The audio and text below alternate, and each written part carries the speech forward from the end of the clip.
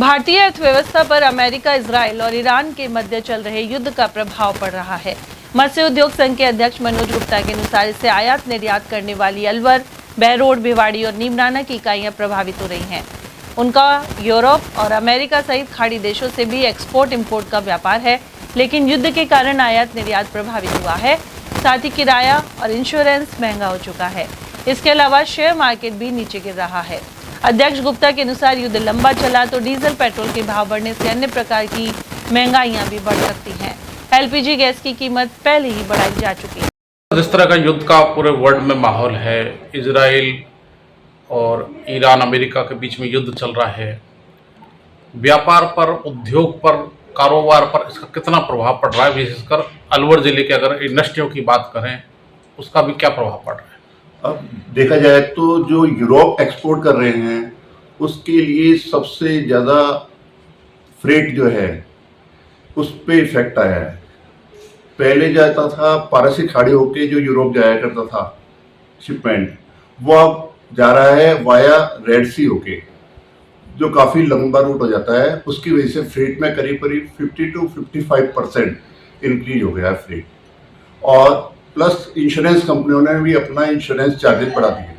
उन्होंने करीब 10% insurance charges बढ़ा दिए। तो काफ़ी जो है दिक्कतें ये आ रही हैं कि जो बायर्स हैं वो डील मैच्योर नहीं कर रहे, अभी होल्ड हो गए हैं। जो शिपमेंट हो चुके हैं वो तो जा रहे हैं, इसके अलावा जो शिपमेंट जाने थे वो सब होल्ड हो गए हैं। नई डील मैच्योर होगी, उसके बाद ही शिपमेंट होगी। सर, जिस तरह से गैस की रेट बढ़ी हैं, जिस तरह से डीजल, पेट्रोल, क्रूड ऑयल महंगा हुआ है, तो आने वाले वक्त में डीजल, पेट्रोल की कीमतें बढ़ेंगी, इससे महंगाई बढ़ेगी।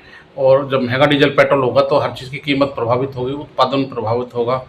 आपको क्या लग रहा है कि देश की अर्थव्यवस्था पर असर डालेगा? बहुत ज़्यादा फर्क पड़ने वाला है इसका।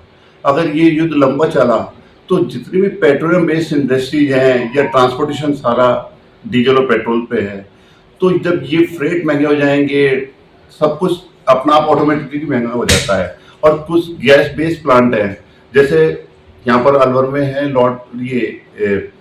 अपने रोका है, रोका में प्रोपेन गैस यूज में लेती है।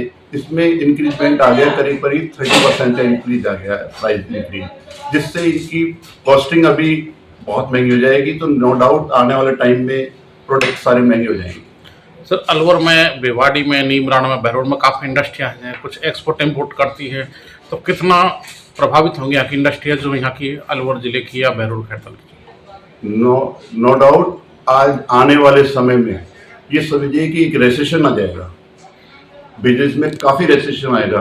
अगर युद्ध लंबा चला तो ये मान लीजिए 30 से 40% मार्केट को रेसेशन फेस करना पड़ेगा, प्रोडक्शन कम हो जाएंगी।